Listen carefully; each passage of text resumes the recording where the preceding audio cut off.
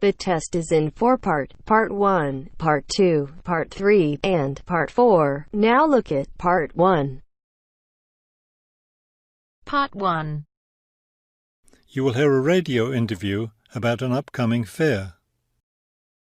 First, you have some time to look at questions 1 to 4.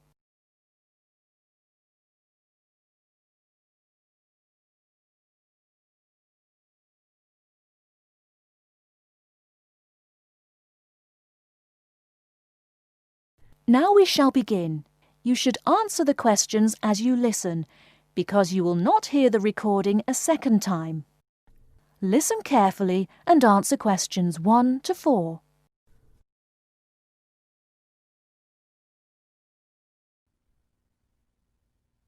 Good afternoon and welcome to City Hour, the radio show that brings you all the latest information about events in and around our city.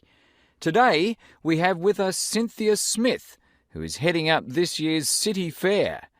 Cynthia, would you start by giving us some of the basic information about the fair? Where will it take place this year? I'm glad you asked that question because I know most people will be expecting the fair to be at the fairgrounds as usual, but we've had to change the location this year due to some construction work. You know, they're building the new high school in that neighbourhood and they've been using the fairgrounds as a place to store construction materials. So we've moved the fair to City Park, which I think is a wonderful location. Yes, that will be a great place for the fair. I understand that the fair begins on Friday morning with a special opening event. Actually, it won't begin until that evening, but you're right about the special event. Traditionally, we've begun with a parade, but this year our opening event will be a special dance performance. And the most exciting part is that the mayor will be one of the dancers. The mayor is a woman of many talents. Cynthia, could you tell our listeners about the price of admission? What will it cost to attend the fair? We're trying to keep the price down as much as possible.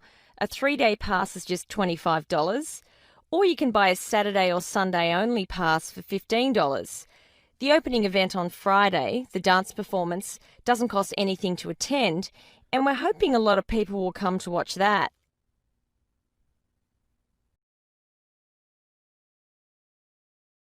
Before you hear the rest of the conversation, you have some time to look at questions 5 to 10.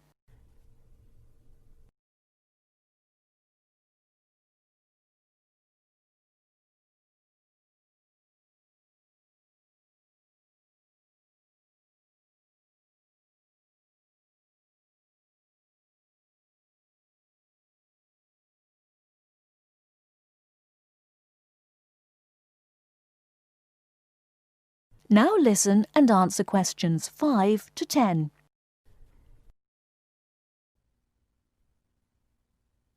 Could you tell us about some of the events planned for Saturday and Sunday, the main days of the fair? We have a lot of exciting things planned. There are a number of events especially for children, including a clown show on Saturday afternoon. On Saturday evening, we've got an event that can be enjoyed by the whole family, a concert by the lake. I'm sure that will be a popular event. Is there anything special planned for Sunday? Yes, a really fun event, and we hope a lot of people will participate. There'll be a singing contest in the afternoon. It's open to everyone at no charge. It doesn't matter whether you're an experienced singer or not. If you've always dreamed of singing on stage, this is your chance. That sounds like a lot of fun. I think it will be. I'd also like your listeners to know that besides the special events I've mentioned, there will be things taking place all weekend. For example, at the food court, international food will be served. You'll be able to sample dishes from all around the world. There will also be special games for children at different locations around the fair. Will there be things people can buy, souvenirs, anything like that? We have a large area set aside where there will be crafts for sale. This will be an opportunity to buy many lovely handmade things and to get to know some of our local artists and craftspeople as well. It sounds like there will be a lot of fun for everyone at this year's fair. Thank you for sharing the information with us, Cynthia. Thank you for inviting me.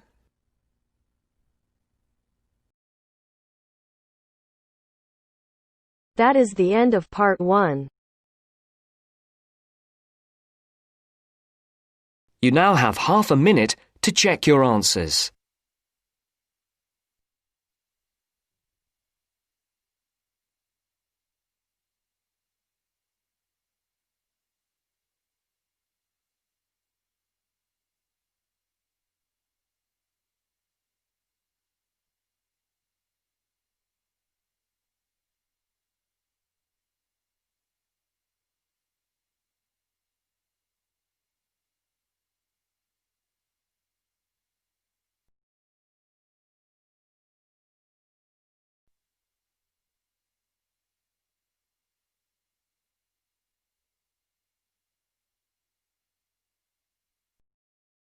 Now turns to Part 2. Part 2.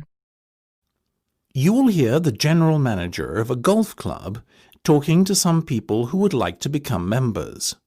First, you will have time to look at questions 11 to 16.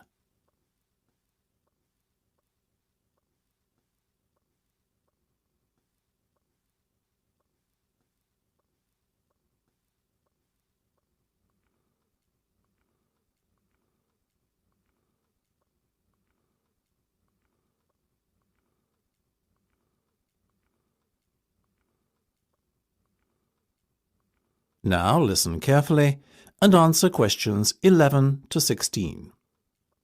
Now, ladies and gentlemen, thank you for coming to this meeting. Demand for membership places has far exceeded our expectations this year, so it was decided to gather you all here together to go through the process step by step, once rather than many times with each of you individually. The first thing you need to do is not fill in the application form. This, you see, is a waste of time, unless you have found an application sponsor. Your sponsor must be an existing full member of the club. Now, once you have your sponsor, you should log on to our website and fill in and send through the membership form. You will be prompted to provide the relevant deposit at the same time as you submit your application. You may do so using any major debit or credit card. The next step is for you to attend a general meeting of the club. There are typically meetings held once a month. After the club meeting, you will then be required to wait a while in order for the club committee to examine and, if all is in order, approve your application. It may be necessary to ask you to come forward for an additional interview before approval is granted, depending on the circumstances. Now, once you have been approved, you are almost a member of the club. All you need to do then is pay the remaining balance of your membership fee. Having done this, you are officially a member of Blainrow Golf Club. However, you cannot start to play in competitions until you have acquired your handicap. In order to do this, you must send in 3 cards. The committee will then issue you with a club handicap within 7 days on the basis of how you performed in each of the 3 rounds you played. Before you hear the rest of the discussion, you have some time to look at questions 17 to 20.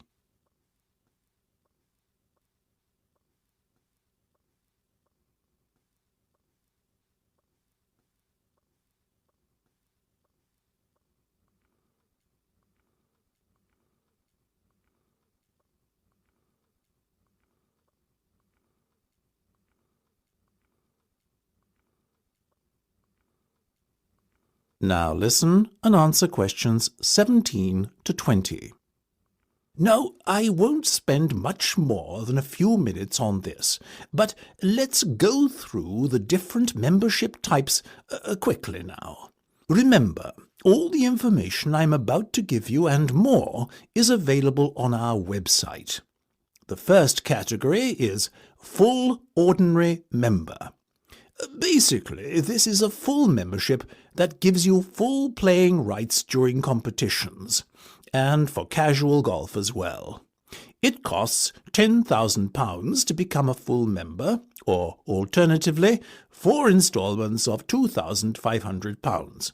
Our next category is associate. This is for a golfer who is already a member of a club but wants to join ours too, while keeping his existing club as his main club. You have the same rights as a full member, but the cost is £9,000. I must remind you that there is a limited number of memberships of this kind available. 5-day members pay £5,000 to join, and this payment can be put towards becoming a full member at a later date if you would like to upgrade your membership status. You enjoy full playing rights during casual play and can play in all weekday competitions. However, you cannot enter competitions at the weekend. Intermediate membership is open to golfers under the age of 25 and costs £1,800, as do the other remaining membership types: junior, senior, and overseas. If you are an intermediate member, you too have full playing rights for casual play. However, you can only play in competition if a full member of the club invites you to join him. Junior members are aged between 12 and 18. They enjoy restricted playing rights in casual playing time and are only allowed to play on Monday and Wednesday mornings. They can occasionally play in competitions, but the opportunities to play in this format are severely restricted. Senior members enjoy full rights at all times, and overseas members can play on the course casually at any time, and can enter competitions if invited to do so by a full member of the club. That is the end of part 2. You now have half a minute to check your answers.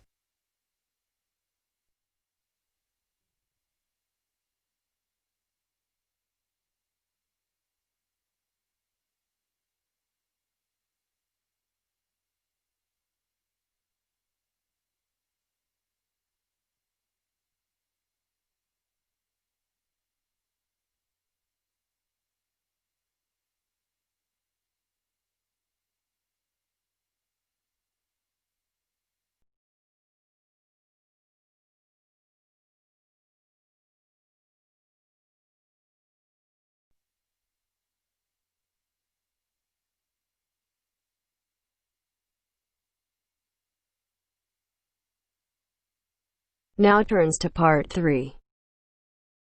Part 3. I have with me today Matthew East, a registered osteopath and a supporter of alternative techniques in healthcare. Matthew, can you tell us more about osteopathy? First, you have some time to look at questions 21 to 26.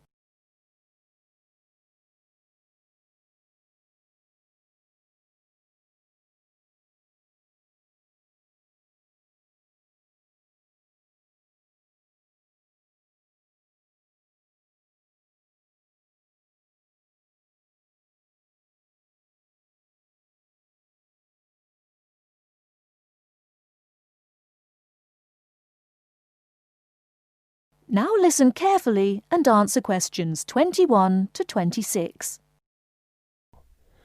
Over the past 50 years, there have been some radical changes in medicine as it is known in the West. This is largely the result of vast improvements in technology, but also in the rising importance of alternative treatments.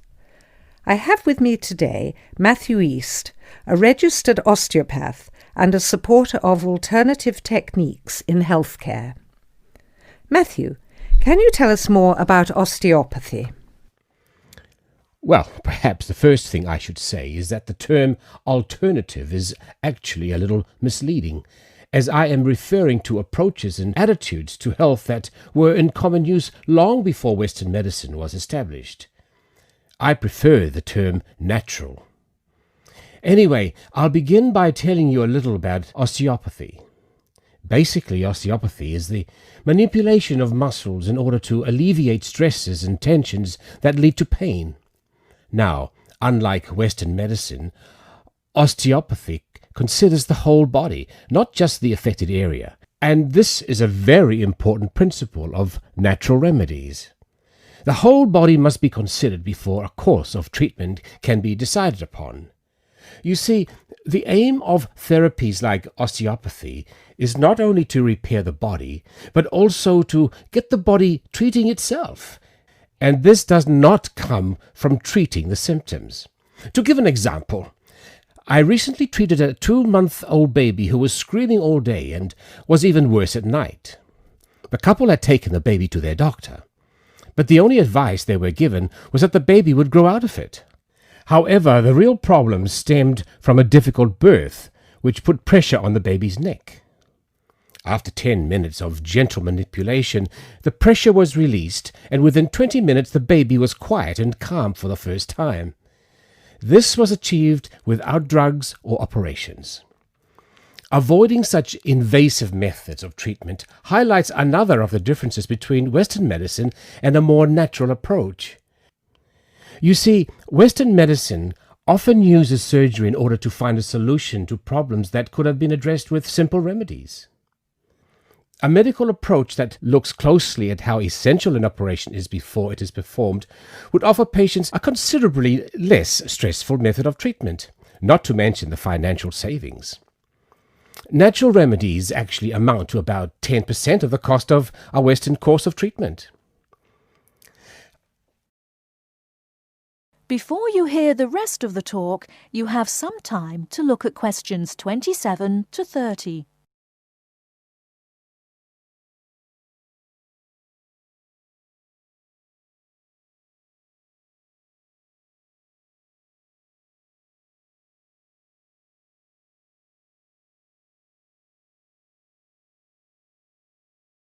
Now listen and answer questions 27 to 30. I'd like to mention the subject of surgery again a little later, but I would like to say at this point that there are those that claim that the benefits of osteopathy and herbal therapies are largely psychological, that they have not undergone the clinical trials that pharmaceuticals have. To answer that, you only need to look at the example I gave earlier of the baby that stopped crying less than an hour after treatment, but was obviously far too young to react because of purely psychological factors. Another example can be seen in the successful use of acupuncture in the treatment of animals. In response to criticism regarding clinical trials, it is worth noting that the power of pharmaceutical companies is such that, although some drugs fail the standards required of them, they are sometimes still prescribed by doctors. Moving on to another point, it should be stressed that natural remedies, in addition to having no side effects, can also be applied to any patient. Now, I'm not suggesting that the same treatments are used indiscriminately. Although natural remedies can be used with any age group, the treatment selected is very specific to the person. By this I mean that not only the general health of the patient needs to be considered, but also their habits, diet, and lifestyle in order to build a complete picture. However, I am not suggesting that we should reject Western medicine entirely. In fact, there have been occasions when I have referred patients to their doctor, as I felt that in those cases it was the most suitable course of action. There are many situations in which it is by far the best option. Take emergency surgery, for example. Obviously, more natural remedies do not provide the speed required in such cases. The best solution would therefore be an open-minded combination of the two forms. Well, thank you very much, Matthew. That was a very interesting insight into natural treatments. Next week, we'll be inviting Dr. Moore. That's Moore, onto the programme to argue his case as a doctor. Until next week, then, goodbye. That is the end of part 3. You now have half a minute to check your answers.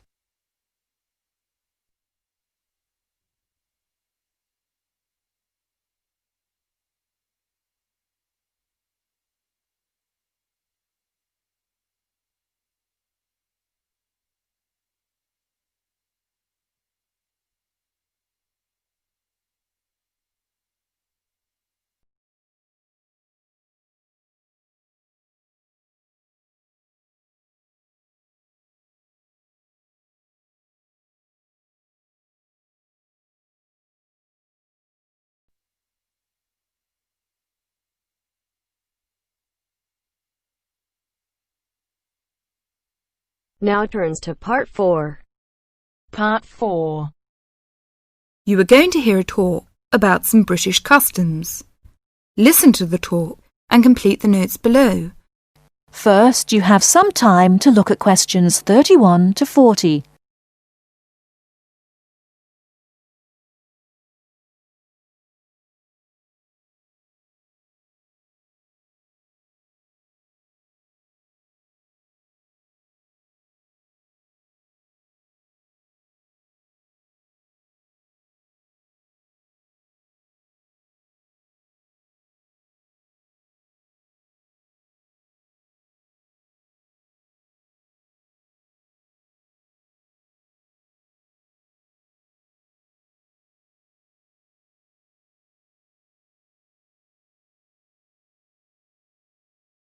Now listen carefully and answer questions 31 to 40.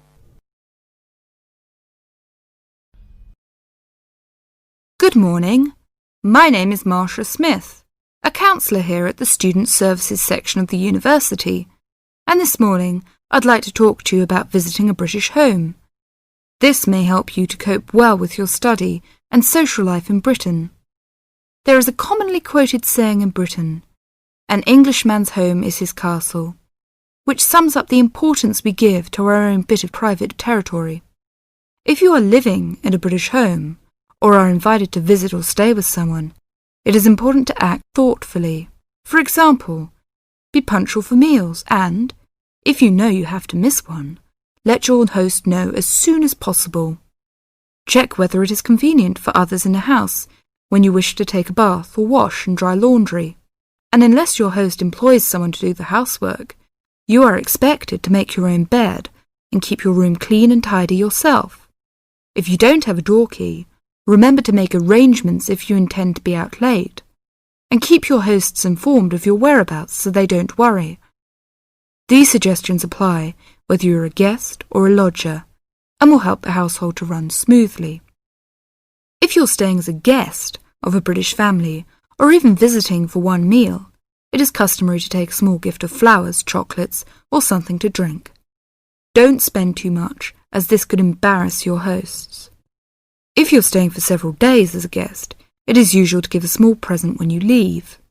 Usually, you will get onto first-name terms with people you meet quite naturally and quickly. If you're unsure, continue to use their family name, surname, and title until they ask you to use their first name. Older people, and those with whom you have a more formal relationship, may prefer to stick to surnames, for example, Dr. Smith or Mrs. Smith. If you're going to eat with British people or to stay with a British family, you may want to know if there are things that they normally do or don't do at the table. Rather than worry too much about rules, you may like to watch other people and copy what they do. It also helps to understand a few customs first.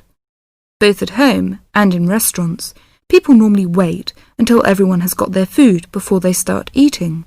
However, they will start before this if someone says, "Please don't wait," or "Don't let it get cold." When people have started, they keep their cutlery, knives, forks and spoons on the plate when they are not using them, and leave them on the plate when they finish the course. For each course, different cutlery is used. You may also notice that people don't usually spend much time at the table talking, drinking and smoking.